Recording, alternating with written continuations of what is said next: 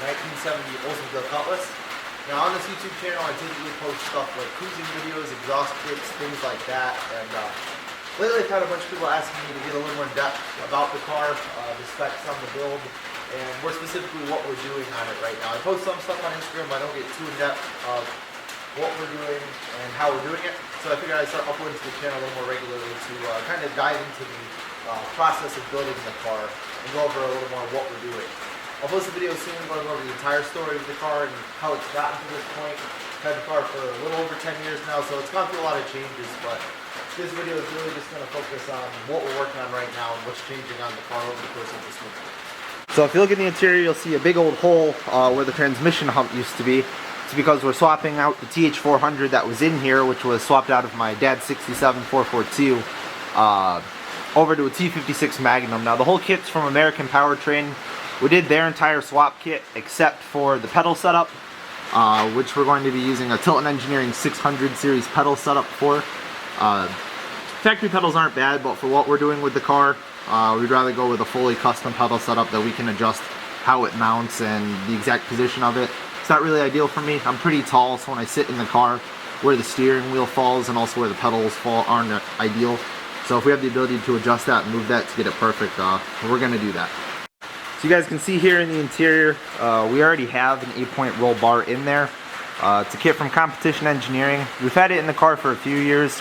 It's been fine. Fits pretty well. If I was going to do the cage over again, there's probably a few things I would change, but at this point we're just going to add on to the cage. We're not going to redo the whole thing.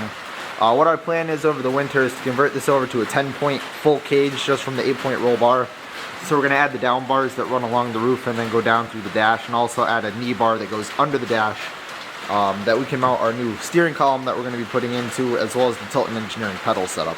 Another small change we're making here is we're swapping out at least the driver's seat for now to a Sparco Evo QRT XL. We've been running Corbeau CR1 seats in the car for a while, and they've been great, but they don't offer great bolstering. You don't really sit that tight in them. They're much better than factory seats, but they're not perfect. So you see here we have the mount in here. The seat's tight, especially up against the head bar on the cage, but aside from the clearance issue with the main hoop where you can't really move it as far back as I would like, the seat fits fine. It'll work fine. Not perfect, but it'll work for the setup and what we need from it. Now, a sort of reliability issue we've been dealing with here is, you can see on the inside of the wheel well here that the tire rubs. Now this isn't normal, just under regular driving conditions on the road. It's only under hard cornering. We did cut a tire down once during a test session from it coming up under this lip here. That's why we hammered it down to the frame, but to fix it properly, we're going to trim the floor in and bring it in. It doesn't sit flush with the frame right now. It sits about a 1/4 inch in front of it. So the plan is to cut the trunk back a little bit and then suck it into the frame, and then that'll give us the clearance that we need, so we don't cut tires in half when we're driving around corners. Another thing you guys have probably noticed is most of the wiring's ripped out of the car. We only have a small harness here for the EFI coming through the firewall. And that's because we're replacing the factory harness with a Painless Products Pro wiring kit. It's their 25 circuit version, and the reason we're doing that is because over the years we've made a bunch of setup changes to the car, including electronics, adding things like this Durali fan setup, the electric fuel pump when we converted it back when it was carbureted, and then redoing it again when we did the electronic fuel injection. There's an MSD6AL2 box that we wired in, and over time it's been spliced into, cut up, and now the electronics are finalized. We're looking to switch over just to have one final harness done that we don't really have to worry about, because there are still some original wires on the car. Most of them have been replaced, but there are still a few ones that we just don't want to have to worry about. So replacing them with new ones will just help get rid of any worry that there's going to be any electrical reliability issues with the car. As far as the engine goes, we didn't really change anything. We found a collapsed lifter at the end of the season, so we replaced that with a new set that we'll have to break in when we fire the engine up. We replaced a couple gaskets, valve cover gaskets, intake gaskets, things like that. Made sure the heads were still torqued, but they're ARP head bolts, so it's not really too much of a worry. The one thing that is new is we added this Canton Racing baffled oil pan here. We had some oil starvation issues before when we were testing it at 2 autocross sessions. That was just a factory pan, so we decided to switch over to a baffled pan, so it's not something we really have to worry about anymore. So aside from test fitting the transmission initially and getting a rough cut in the floor, to see what we have to replace and change. Another reason we put the frame back on the body temporarily was to test out these new body mounts that I made. There's not really too many billet body mounts out there for the A bodies. You see them a lot for the F bodies, so I wanted to come up with a set. I'll probably put these out for sale soon, but we just wanted to test fit these on the car, make sure all of our clearances were good.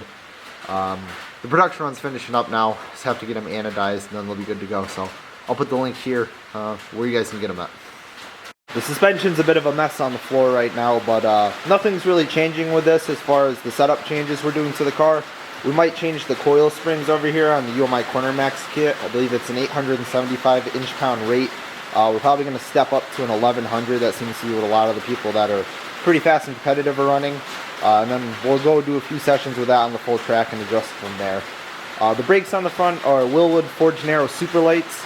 The kit itself is staying. It's still the same caliper, but I did buy the parts to convert the rotors over from the 12.88 inches that they are now over to a 14-inch two-piece. It's nice, gives us a little more stopping power in the front, and it's also a little cheaper to replace just the rotor ring in the long run when we chew them up at the track. So yeah, that's really where we're at with the car and all the big projects that we have going on for the winter. Like I said, the frame's temporarily back under the car right now so we can test fit those few things. Hopefully this week we're going to take the frame back out from under the car and send it out to get sandblasted. Then we're going to paint it and then put it back under for the final time. We were going to powder coat it, but we're probably going to make setup changes in the future, fabricate on it. So it's nice to have the flexibility that if we make changes, we can paint back over it versus having to re-powder coat the whole frame. Once the frame is back under there, we'll move on to doing that painless wiring kit, the pedal setup. We're doing the sweet manufacturing steering column, and then finishing up the roll cage, which I'll be making videos on as well. Aside from that, as far as goals and changes for the car, we're going to do a set of Ford Twine wheels, GA3Rs and 18x11 squared. I already know the spec that I need for backspacing on the back of the car. We'll probably order the rear set, hopefully next month, and then it's about a 6 to 8 week wait. Get those in, test fit them on the front and see what we need, and then go from there. But for having the car running and driving, we're shooting for April. Depending on when the wheels get here, we may just run the old wheel setup, which are Forgestar F14s, and start shaking the car down, put some miles on it, breaking the clutch, work out all the bugs, which are inevitably going to come from doing the new setup. The first official event that we're shooting for with the car is the Northeast Muscle Car Challenge. It's a really cool event. I think it's in Pittsburgh with autocross and a full track day at Pit Race. I've been wanting to do that event for years, but haven't been in a place to get the car done. I've been finishing up college, so both time and money have been lacking, but now that I'm graduated and working as an engineer, I can finally finish the car how I want and get out and start competing in these events, because that's really what the whole purpose of the car has been. It started off as a mild street cruiser, but it's transformed now into a full-on pro touring car that's really going to be more orientated towards track. It's never been too streetable, and we're just kind of pushing that last little bit to make it competitive on track, but unfortunately in doing that we're sort of sacrificing that last little street ability. So probably still take it out for cruises on weekends and stuff, but nothing too crazy. As we make progress, I'll make update videos, kind of go into more detail as we do step-by-step things. So when we're doing the transmission, I'll do a detailed video about the transmission setup and what we've done to make that work, when we're doing the wiring, we'll go over that, etc. So yeah, as far as what's to come on the channel, obviously videos of the build of the car. This is sort of just an introduction. I'll go much more in depth as far as what we're doing and also the history of the car and the setup and the specs and stuff like the engine and suspension. In future videos, I'll probably do a video on my dad's car, the 67442 that he's had since 1989. That'll be the next project after we finish this up. Probably post some more cruising videos like I've been doing, some exhaust stuff, but also get more into talking videos and also hopefully coverage of the events that we run at. I know we want to do some good guys shows. We want to do the Northeast Muscle Car Challenge.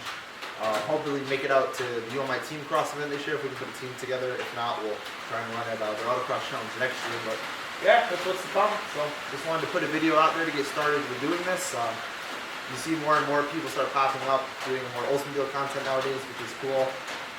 Definitely not the most common A-body, but it's very capable. So yeah, I haven't really seen a car built like this that's going to be dedicated for the track, and wanted to share the build journey with you guys. So yeah, stay tuned, and I'll see you guys in the next video.